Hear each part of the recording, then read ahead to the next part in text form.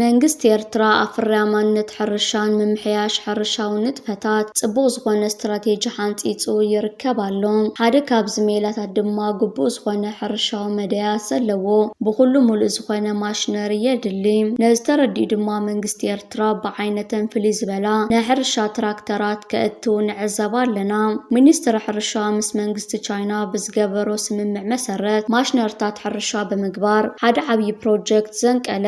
ብተወሳኺ መንግስቲ ኤርትራ ሕርሻዊ ምህርቲ ንምዕባይ ገዚፍ ሕርሻዊ ድጎማ ብምግባር ንሓረስቶታት ሕርሻ ዝነጥፉ ሰባትን ብምትብባዕ ነቲ መድያት ሕርሻ ክብከብሎ ክስካብሎም ለይቲ ይሰርሕ ኣሎ። መንግስቲ ኤርትራ ወቕቲ ክራማት ቅድሚ ምእታው ሕርሻዊ እቶት ንምኽዕባት ደገፍን ኣገልግሎትን ሕርሻዊ ድጎማ ኣብ መላእ ሃገር ንዝርከቡ ሓረስቶት ብነፃ እናዓደለ ጥሪትን ዝራእትን ኤርትራ ንኽምዕብል ፍርያማነቱ ንኽዓብን ሰሪሑን ይሰርሕን ኣሎ። ብተወሳኺ ንሓረስቶት ሃገርና ብነፃ ዝወሃብ ደገፍን ኣገልግሎት ድኹዒ ዘመናዊ ማሽነሪ ሕርሻ ምሩፅ ዘርኢ መድሃኒት ጥሪትን ዘራእትን ዘጠቓልል እዩ። ኣብ ርእሲ እዚ መንግስቲ ሓረስቶት ሕርሻዊ ፍርያቶም ናብ ዝተፈላለዩ ዕዳጋታት ንምብጻሕ ኣገልግሎት መጓዓዝያን ጥሪትን ምህርቲ ኣሕምልትን ፍረታትን ከምኡውን ንፍርያት ጸባን ስጋን ዘገልግላ መዝሓል ዘለወን መኻይን ብምቕራብ መዳያቱ የሳልጥ ኣሎ። ሓረስቶት ድማ ሕርሻዊ እቶቶም ብርታዕ ዋጋ ብቐጥታ ናተጠቀምቲ ከውፅሑ ትፅቢት ከም ዝግበረሎም መንግስቲ ይገልጽ። ነዚ ክጥቀስ ፀንሐ ብዝለዓለ መዳያቱ ንምትግባር ድማ መንግስቲ ኣብ ዝቐረባ እዋናት ብብዙሕ ወፃኢታት ዝትመን ማሽነርታት ሕርሻን ህንፃን ዘእተወ። ኤርትራ ከም ሃገርን ህዝብን ብዙሕ ህፅረታት እንከለና ቀዳምነትና ንልምዓትን ርእስኻ ምኽኣል ኣወፍያ ኣፍሪቃ ኣብነታዊት ሃገር ንምዃን ጉዕዛኣ ትቐፅል ኣላ። እዚ ከምዚ ኢሉ እንከሎ እዘን ሓደሽቲ ማሽነሪ ኣብ ቀረባ እዋን ብልዑል ወፃኢታት ናብ ሃገር ዝኣተዋ ኮይነን ኣካየድትን ዘራእትን ዝርከበን ቴክኖሎጂካዊ ዕጥቂ ሕርሻ ዘማልአየን። እዘን ማሽነርታት ብወደብ ባፅዕ ዝኣተዋ ኮይነን ኣብ ምትግባር ሕርሻን ህንፀት ሃገርን ንዘለወን ዓብዪ ዕማም ድማ ብግቡእ ክፍጽማ ዘጠራጥር ኣይኮነን። ምዕባለ ሃገርና ብፍላይ ድማ ኣብ ምውሓስ ምግብን ቀረባ ኣኻልን ኣዝዩ ዓብዪ ተራ ከም ዝፃወታ ድማ ይግለጽ ኣሎ። ኣብዚ ሰዓት ቃልቦና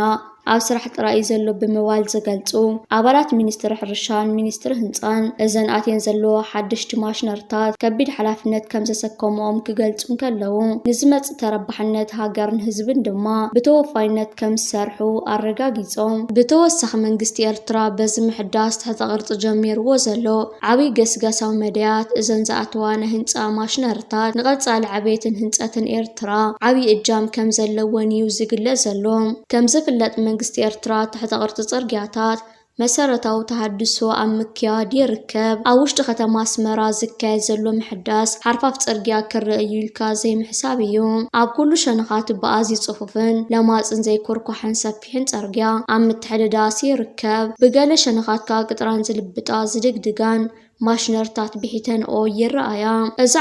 ዓመተ ምሕዳስ ኩለንተናዊ ቁጠባውን ትሕተ ቅርጻዊ ሕርሻውን ዝኾነ ተሃድሶ እናኾነት እያ ትኸይድ ዘላ። ሓደሽቲ ማሽነር ትሕተ ቅርጺ መፅን ዘለዋ ማሽነሪ ኣብ ፎከስትን ከበድትን ትሕተ ቅርጺ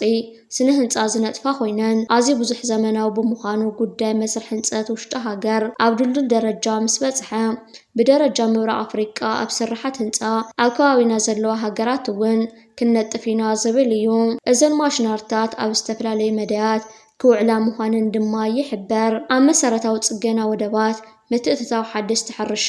ምምላእ መሰረታዊ ጠለባት ህዝቢ ምግቢ ኣብ ገዚፍ ወፍሪ ኣብ ዕደና ሃገር ዝኣመሰለ ንጥፈታት ክሳተፋ እየን። ኤርትራ ሒዛቶ ዘላ መድያት ኣብ ምዕባለ ኣብ ዝሓሸ ደረጃ ይርከባሉ ክትብሎ ትኽእል። ኩባንያ ዕደና ኣስመራ ኣብ ክፍላ 2026 ፍርያት ክጅምር እዩ። ጋናዊ ማናጀር ፕሮጀክት ዕደና ኣስመራ ፍራንሲስ ደርባታም ዕላማት ዕደና ትካል ኣብ ክፍላ 2026 ፍርያት ምጅማር ምዃኑ ከም ዝገለጸ ዝተዛረበ ማርቲን ዘማርማን እዚ ፕሮጀክት ዕደና ምስ ጀመረ ካብ 1000 እስካብ 1200 ዝኣክል ኣብቲ ከባብታት ዓድታት ዘለዉ ተቐማጦ ዜጋታት ልዑል ክፍሊት ዘለዎ ናይ ስራሕ ዕድል ክኸፈት ምዃኑን መንግስቲ ኤርትራ ንዝኾነ ናይ ዕደና ካምፓኒ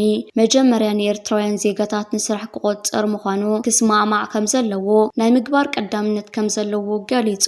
ኣብ ፕሮጀክት ኩባንያ ዕደና ኣስመራ ካብ ኮሌጅ ማይ ነፍሒ ዝተመረቑ ላዕለዋይ ደረጃ ትምህርቲ ዘለዎም ብቑዓት ሰራሕተኛታት እውን ከም ዘለው ዝጠቐሰ እቲ ማናጀር እዞም ካብ ኮሌጅ ኢንስቲትዩት ማይ ነፍሒ ተመሪቖም ዝመጹ ዜጋታት ብስነ ምድሪ ማለት ጂኦሎጂ ዕደና ምህንድስና ምምስራሕ ምህንድስና ማለት ፕሮሰስ ኢንጂነሪንግ ኬሚካላዊ ምህንድስና ዝተመረቑ ምዃኖም ኣብሪሁ ኤርትራ ዓቕሚ ሰብኣዊ ሞያ ዕደና ንምስፋሕ ምሩቓት ካብ ኮሌጅ ማይ ነፍሒ ካብ 2011 ጀሚሮም ኣብ ቢሻን ዛራን ከም ክኢላታት ዕደና ኮይኖም ክሰርሑ ምጽንሖም ይፍለጥ። ኩባንያ ዕደና ኣስመራ ኣዝዩ ኣድማዕ ዝኾነ ናይ ንግዲ ዕድላት ዝፈጥር ልዑል ሃገራዊ መኽሰብ ክርከቦ ዝኽእል ኣብ ክፉት ቦታ ዘርከብ ናይ ደባርዋ ዕደና ካብ ነሓስ 2024 ኣትሒዙ ክዕደን ከም ዝጸንሐን እቲ ካብ ዝኽፉት ዕደና ነሓስ ደባርዋ ዝተረኸበ መኽሰብ ነቲ ኣብ እምባ ደርሆ ዝድኮን ዘሎ ትካል ዕደና መመስርሒ ኮይኑ የግልግል ምህላው ተፈሊጡ ብመሰረት ኣብ 4 ናይ ዕደና ቦታታት ፕሮጀክት ዕደና ኣስመራ ዝተገበረ ዳሳስ ዕደና ዝተረኸበ ሓበሬታ